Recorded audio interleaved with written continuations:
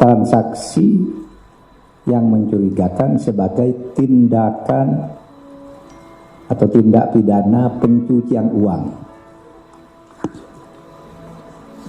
Tindak pidana pencucian uang itu bukan korupsi itu sendiri.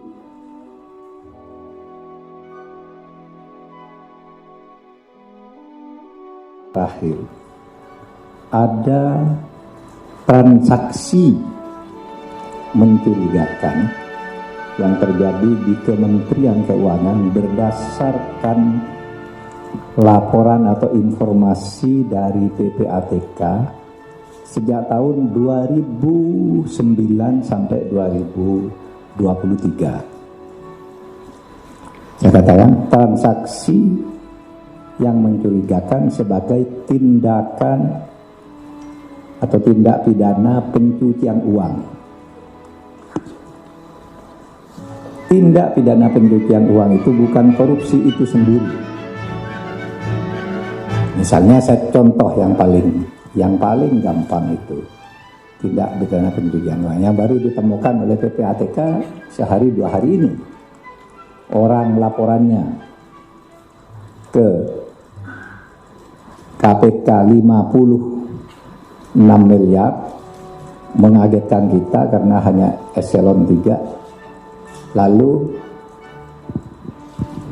kita cari, LHP-nya 23 LHKN ya, LHKPN itu 56 golongan 3. Lalu saya tanya ke PPATK karena saya ketua komite pengendalian tindak pidana pencucian uang, pemberantasan tindak pidana pencucian uang. Saya tanya itu gimana tuh, benar enggak tuh?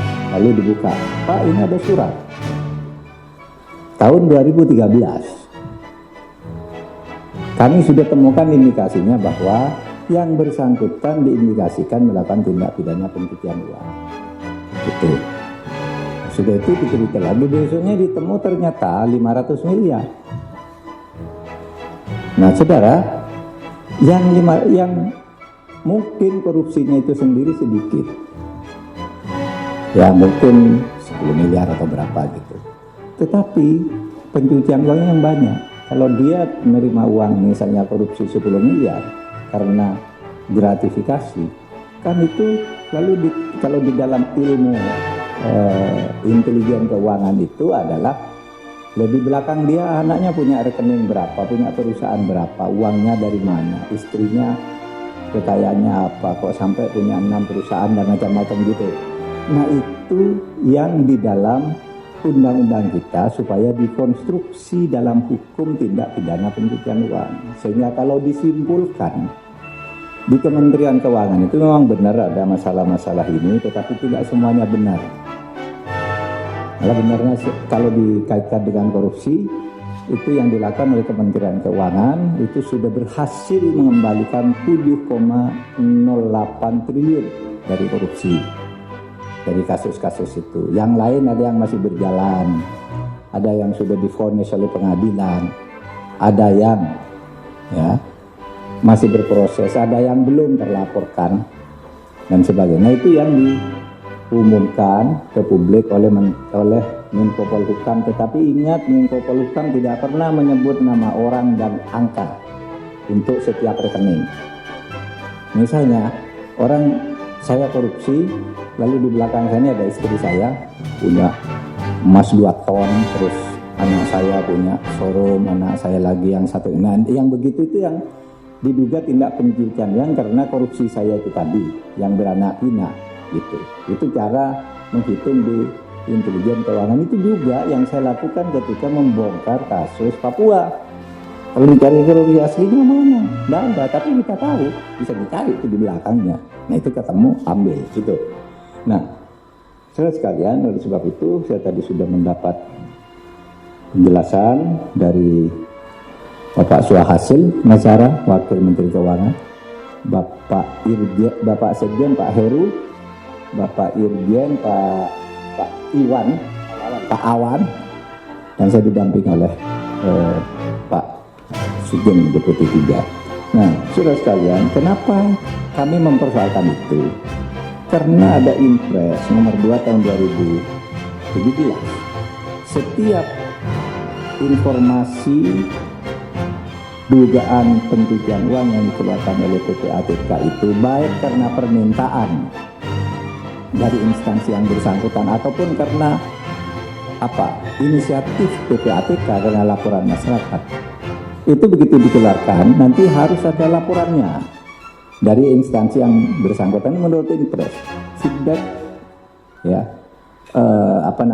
reportnya itu apa gitu.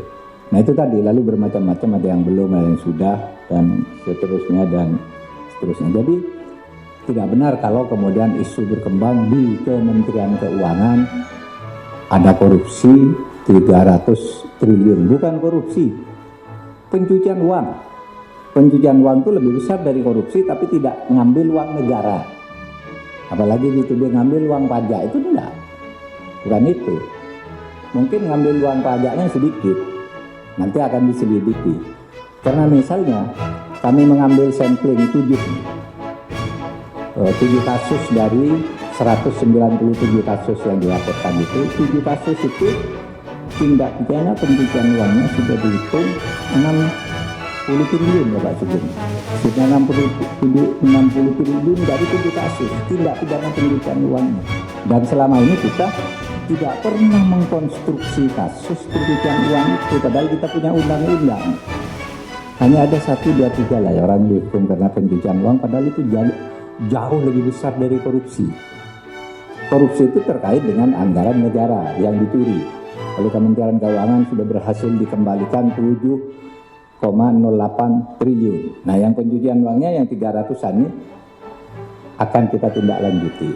Oleh sebab itu nanti saya tadi berpikir, saudara, kalau misalnya ada permintaan ke kementerian untuk diselidiki tindak pencucian uang, kan terus saya harus kasihkan ke aparat penegak hukum, KPK atau kejaksaan atau polisi.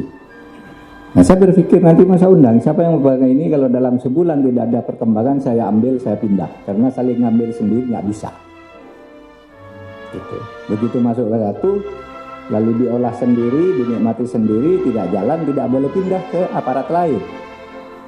Itu salah satu penyebab macet. Nanti kita akan panggil kok sekian lama tidak ada perkembangan, pindah dari misalnya kejaksaan ke KPK, jadi berdasar kesepakatan aja di sini antar pimpinan. Kalau menunggu undang-undang itu dibuat, ya tidak selesai lagi, kita kesulitan lagi untuk menyelesaikannya. Keuangan akan sekali lagi memberikan komitmen, kita lanjutkan, dan tentu kami akan membuka penuh kerjasama kalau untuk upaya mengejar tindak pidana pencucian uang ini kita perlu lakukan lagi pemeriksaan perpajakan maupun pemeriksaan kepabeanan diperlukan, bukan hanya kepada individu pegawai tapi juga kepada seluruh wajib pajak maupun wajib bayar di Indonesia. Demikian mungkin beberapa hal tambahan dari kami. Terima kasih. Terima kasih Pak. Tidak ada pertanyaan, cukup. Ayo.